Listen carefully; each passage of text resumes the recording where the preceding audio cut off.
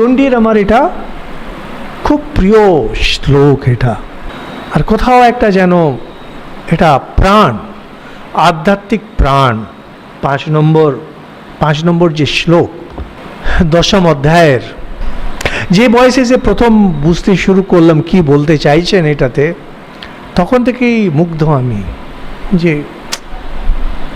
একে বাহম জগত্যত্র দ্বিতীয়াকা মমাপরা পশ্যেতা দুষ্টময়্যেব বিশন্ত্यो মদ বিভূতয়।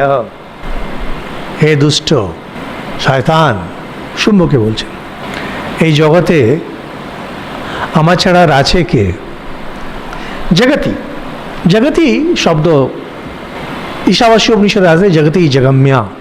জগৎ যখনই বলেন, জগৎ অর্থ হয় স্থাবর জঙ্গম দুটোকে মিলিয়ে, যেটা জড় সেটাও, যেটা চেতন দুটোকে মিলিয়েই বলেন জগতি শব্দটা। এই জগতে আমার ছাড়ার কিছু আছে, এটা হলো বেদান্তের শেষ কথা। আমাদের কি হয়, আমাদের খুব সাধারণ মন। শ্রী শ্রীমা বলছেন জল ও দুধ, জল ও দুধ। 1 সের দুধে আপনি 10 সের জল মিশিয়ে দিয়েছেন। 1 লিটার দুধ কিনলেন, তাতে 10 লিটার আপনি জল মিশিয়ে দিয়েছেন, কি 20 লিটার কি 100 লিটার জল। এরপরে বলছেন এটাকে দই পাতো, মাখন বার করে দাও। কি মাখন বেরোবে ওর? এবার তার সঙ্গে আপনাকে জ্বালানি কাঠ যেটা দিয়েছে খড়কুটো, আপনি ওই খড়কুটো দিয়ে জ্বালাতে থাকুন, জ্বালাতে থাকুন। এখন যে 100 লিটার যে জল গেছে, আগে ওটাকে ওড়াতে হবে। সে আপনি ফু মেরে যাচ্ছেন, কিছুই হবে না। অনেক দিন যখন লেগে থাকবেন, তখন ওই জলগুলো যখন যাবে, এরপরে ওই যে জলের নিজস্ব দুধ সেটাকে পোড়াতে হবে, সেখান থেকে দই জমবে, সেটাকে তারপরে মন্থন হবে, সেখান থেকে ঘোল আর মাখন বেরোবে। আমরা ঠিক তাই। ফলে কি হয়, দুধ জমাতে গেলে সাজা দেয়, একটু সাজা যদি দিয়ে দেন, কিছুক্ষণ পরে ওটা দুধ হয়ে যায়।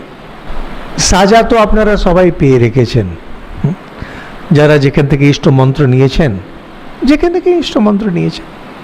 ইষ্ট মন্ত্র যদি নাও নিয়ে থাকেন, পপুলার কথাগুলো, গায়ত্রী মন্ত্র শুনেছেন, পপুলার কথা আহম ব্রহ্মাস্মি শুনেছেন, এগুলো সবই সাজা। তো কই দই হচ্ছে না কেন? হবে কোত্থেকে? ঠান্ডা দুধ, 1 লিটারে 100 লিটার জল মেশানো।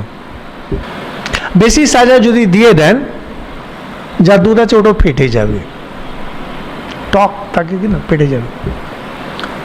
ওটাকে এবার জ্বালানি করে এইগুলো যেগুলো, এই তথ্যগুলো যেগুলো আসছে, খুব এই যে উচ্চমানের তত্ত্ব, এটা ধীরে ধীরে ওটা জ্বালানির মতো কাজ করে। জগতে ঈশ্বর বই কিচ্ছু নেই। সেই ঈশ্বর যাকে আমরা ব্রহ্ম বলি, তিনি চৈতন্য রূপে, তিনি জগৎ রূপে। আর এই জগতে সেই চৈতন্য প্রবেশ করে যান, সেই জন্য জগতে সব কিছু চলে। কিন্তু আসলে ব্রহ্ম ছাড়া কিচ্ছু নেই। সৃষ্টি স্থিতি লয় যখন হয়, আমরা বলি শক্তির খেলা, ব্রহ্মেরই শক্তি আর ব্রহ্ম অভেদ। বিশেষ করে যেখানে মায়ের কথাগুলো আসে, যেখানে মায়ের আমরা আলোচনা করি, মা হলেন সেই শক্তি, আদ্যাশক্তি। সেই আদ্যাশক্তি আর ব্রহ্ম অভেদ। ব্রহ্ম যা, শক্তিও তাই। নিষ্ক্রিয় আমরা বলি ব্রহ্ম, সক্রিয় আমরা বলি শক্তি। আর শক্তি ছাড়া কিচ্ছু নেই। গীতাতে 7ম অধ্যায়ে ওরকম বলছেন, জগৎ আমার অপরা প্রকৃতি, নিচু, আর চৈতন্য আমার পরা প্রকৃতি। ভগবান বলছেন দুটো আমি। সাধারণ অর্থে বলবেন, এই যে মাতৃকাগণকে দেখছো, এগুলো আমি, এগুলো হয়েছি তা না।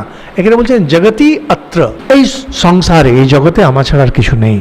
সেই জন্য পশ্যেতা, এই দেখো হে দুষ্ট, দেখো তুমি মনে করছো তো এগুলো আমার সাহায্য করছে, আরে জগতে আমার ছাড়া কিছু নেই, এগুলো কথা তো বাদই দাও। তাহলে শুনবো, তোমরাও আমি হয়েছি। শুম্ভ নিশুম্ভ রক্ত বীজ আর এই যে ধূম্র লোচন, এই এতগুলো যে, সেটাও মাই হয়েছে। কিন্তু ঋতম মানে ধর্ম।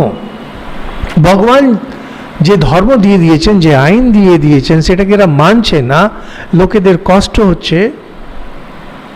এখন মা নিজেরই রূপকে নিজের ভেতরে নিয়ে নিচ্ছেন, কিন্তু মৃত্যু দিয়ে না, নর্মাল মৃত্যু যেটা হবে সেটা দিয়ে না, একটু অপারেশন করে। যে কোনো মানুষ যখন মরে যাবে তখন এই তার পার্থিব শরীরটা চলে যাবে, অন্য লোকে যাবে, এই করে করে করে সেই মায়ের মধ্যেই থাকছে, আর শেষমেশ যখন মুক্তি হয়ে যাবে তখন মায়ের শরীরে লীন হয়ে যাবে। কিন্তু যখন একটা জিনিস যখন ডিস্টার্ব করতে শুরু করে তখন তাকে ছেটে দিতে হয়। কি করবে, নাহলে বাকিদের অসুবিধা হচ্ছে। মা ছাড়তে এসছেন, কিন্তু সেটাও মা নিজেই